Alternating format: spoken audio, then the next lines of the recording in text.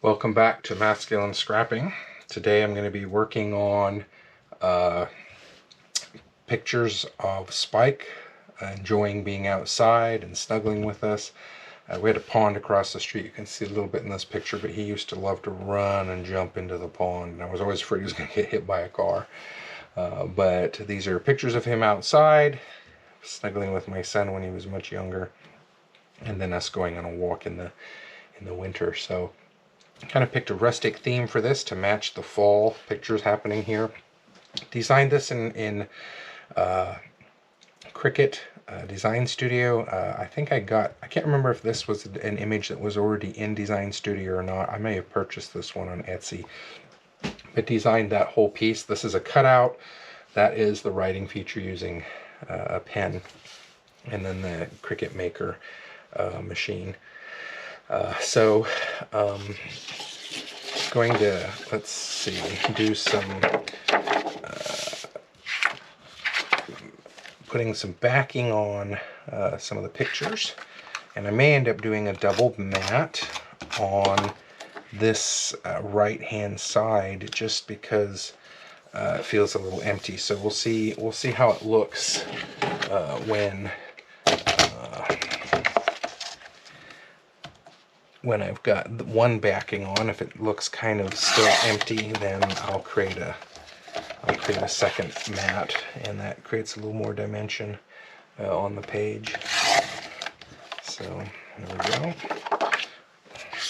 You can see the way I've cut this out makes it a lot easier for a second photo because it's already cut. One of the cuts is already at the right size, so it makes it a little bit more easy to put on, or to cut the matting without having to cut four sides. I'm just making one cut.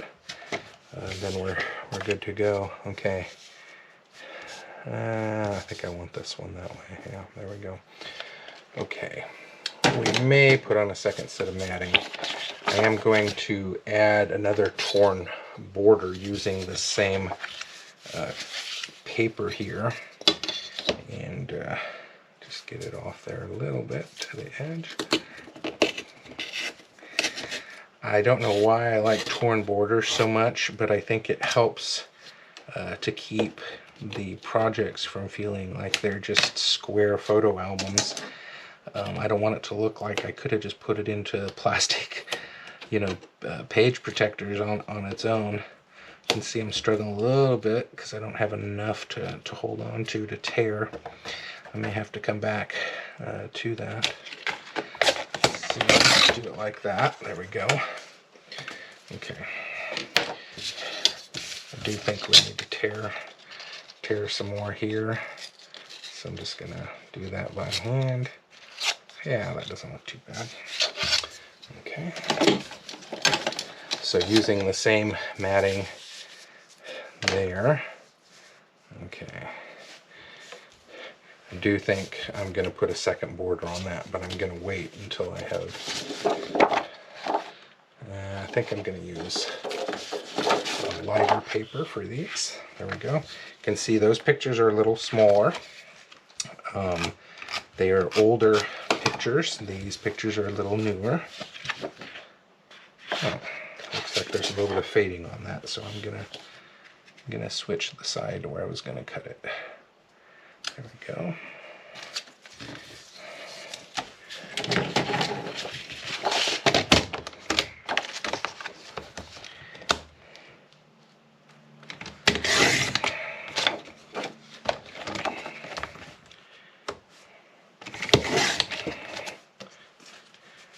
Yeah, I like that. That looks good.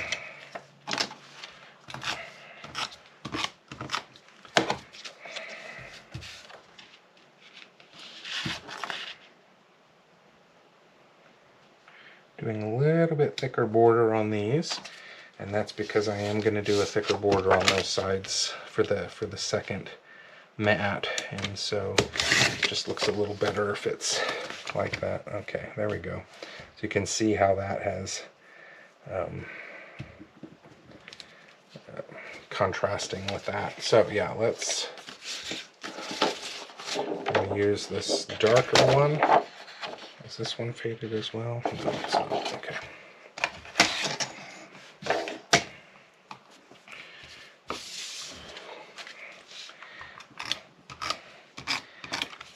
So double matting just makes the picture stand out a little bit more, especially when I've got a lot of blank space.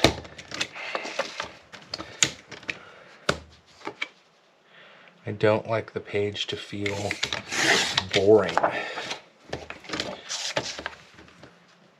Gotta feel like there's something on the page. You can certainly see how I've developed that. Oh, look at the difference in those. Can really see that. Yeah.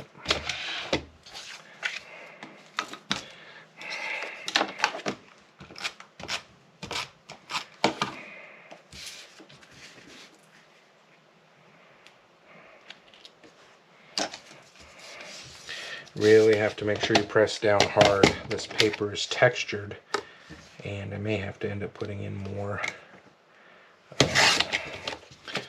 tape because it's textured. The tape doesn't always stick real well. There we go. Yeah, I like the way that looks. So we're getting closer here. Just some accoutrements that I want to put on the page. You can see this is the back of another sheet of paper. You'll see more of that later.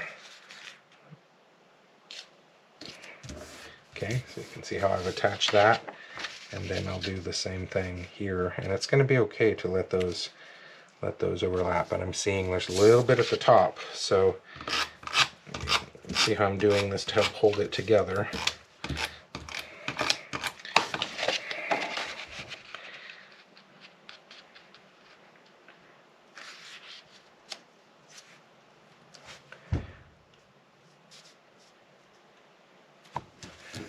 Go.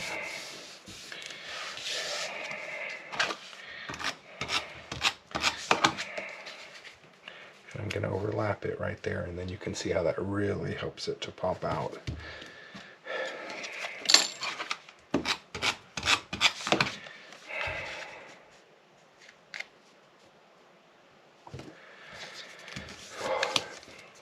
You can see up at the top, there's that strip there. So I'm just going to come back and just trim it off.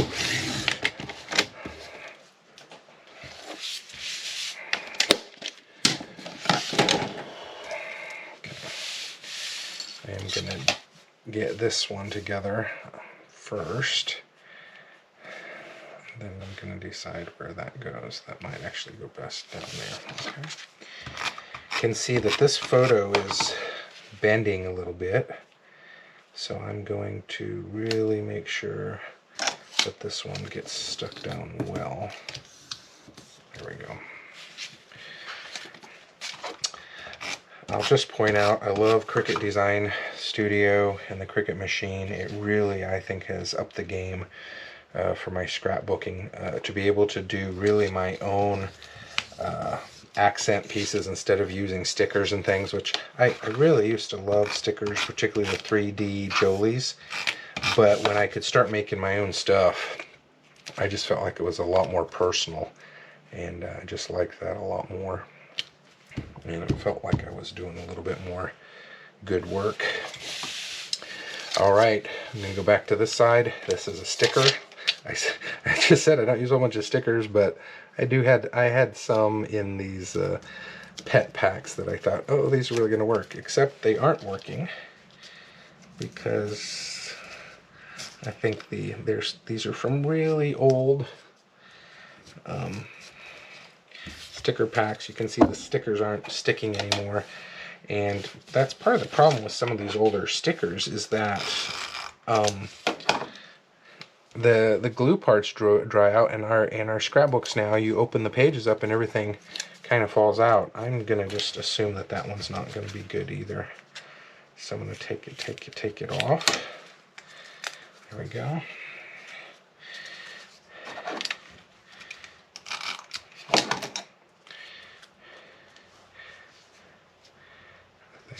Yeah, I think it's going to go that way. Yeah. We do have a pin here, so I'm going to put a hole right about there.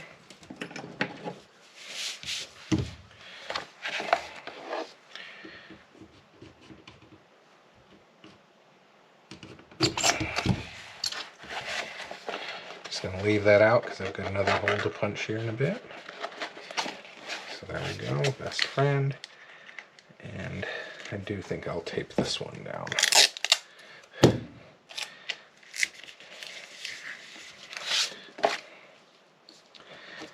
So there's one side. And try to decide, do I want this in here? Yeah, I think I'm going to do that. So let me put a mark. Okay.